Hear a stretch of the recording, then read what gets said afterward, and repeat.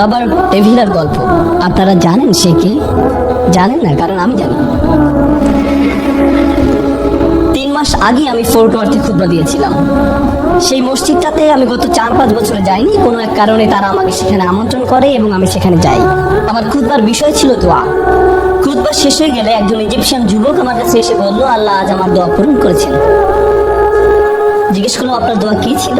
সে বলল, রবার্ট ডেভিলার জন্য নোমান আলী খানের সাথে দেখা হয়।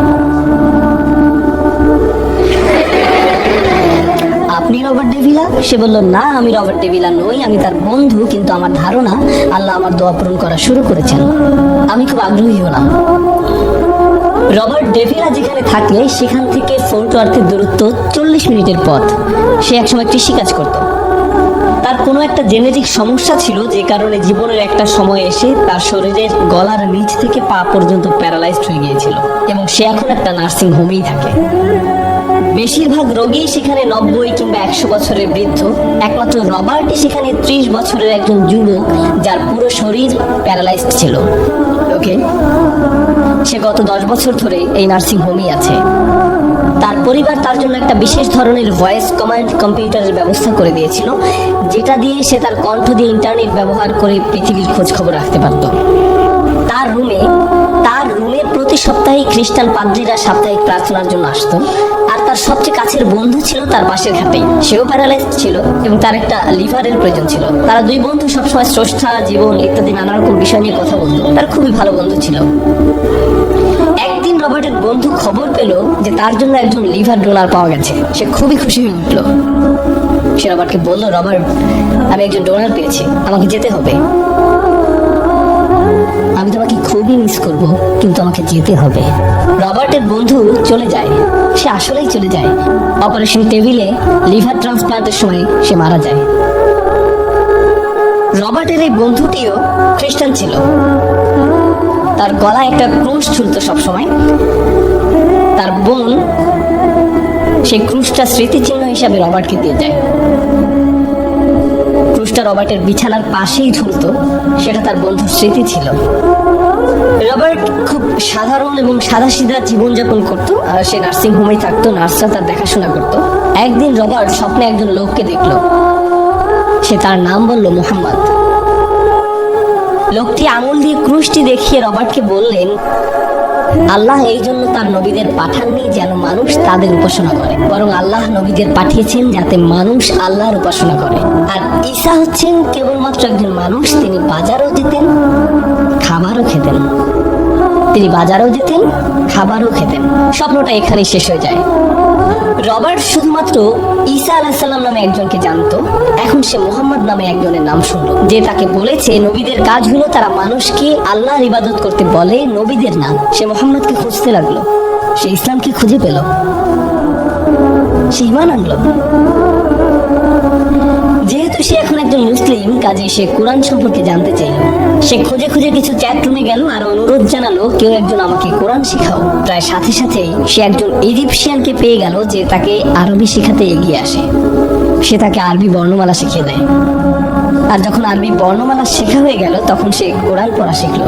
সে তার বেডে শুয়ে সে কোরআনের 10টি সূরা মুখস্থ করলো। রবার্টের মনে হলো, আমি কোরআন পড়তে শিখলাম, নবী সম্পর্কে জানা শুরু করলাম, কিন্তু আমাকে জানতে হবে কোরআনের শিক্ষা আসলে কি। সুতরাং সে খুঁজতে লাগলো কিভাবে কোরআন বোঝা যায়, এবং কোনো একভাবে সে আমার লেকচারের ভিডিওগুলো পায়। সে সেগুলো দেখা শুরু করে এবং প্রায় সবগুলোই দেখে ফেলে। এরপর সে হ্যাঁ, এখানে আরেকটি ঘটনা। সে নার্সিং হোমে একজন ইজিপশিয়ান লোক ছিল, যে টুকটাক সার্ভিসিং এর কাজ করতো। তার নিজেরও একটা চমৎকার গল্প আছে। সে একজন মুসলিম, কিন্তু খুব একটা ধর্ম মেনে চলতো না। তার সবচেয়ে কাছের মসজিদটা ছিল তার থেকে 50 মাইল দূরে। এজন্য সে চার্চে যেত, যাতে করে আল্লাহকে পাওয়া যায়।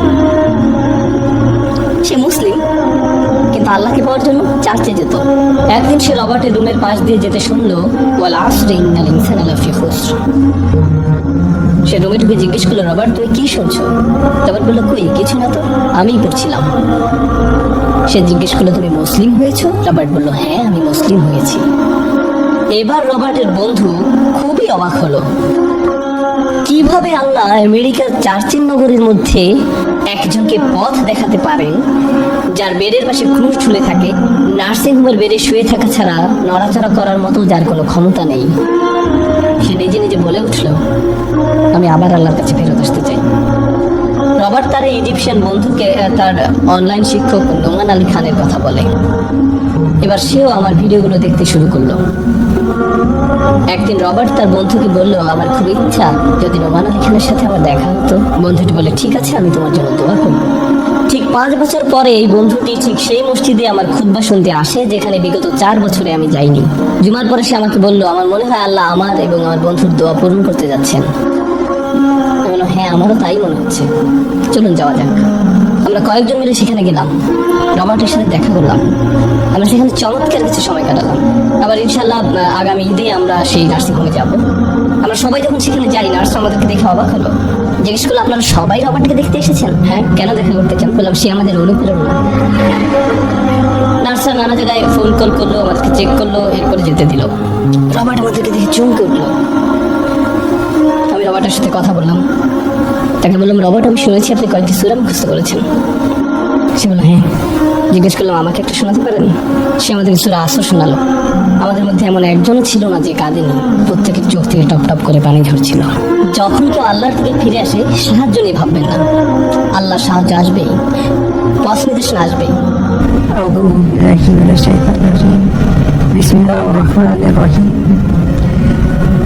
لإيلاف قريش إيلافهم رحلة الشتاء والصيف فليعبدوا رب هذا البيت الذي أطعمهم من جوع وآمنهم من خوف.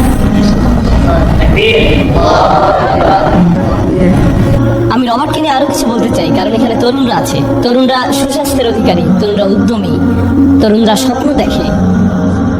আমি রবার্টের প্যারালাইসিস সম্পর্কে বলেছি, তার পুরো শরীর। তার একটা বিশেষ হুইল চেয়ার ছিল, যেটি তার শরীরের প্রত্যেকটা অংশকে প্রত্যেক জায়গায় আটকে রাখতো। এটি তার ঘাড় থেকে পুরো শরীরকে আটকে রাখতো, কারণ শরীরের উপরে তার কোনো নিয়ন্ত্রণ ছিল না।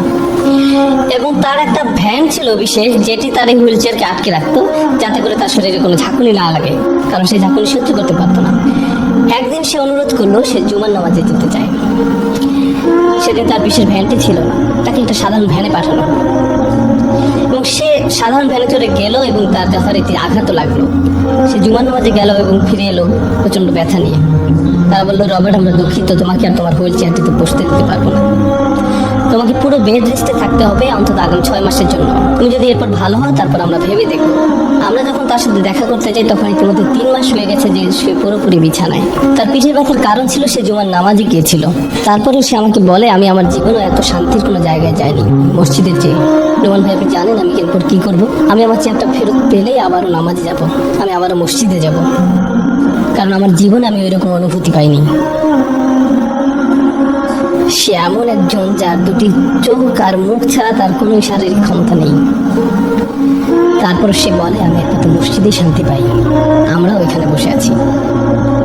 আমি আসলে চিন্তা করি না কে কোন আদর্শের, কে কোন চিন্তাধারার, কে বা কারা বললো মসজিদে অনেক ফিতনা ফাসাদ হয়।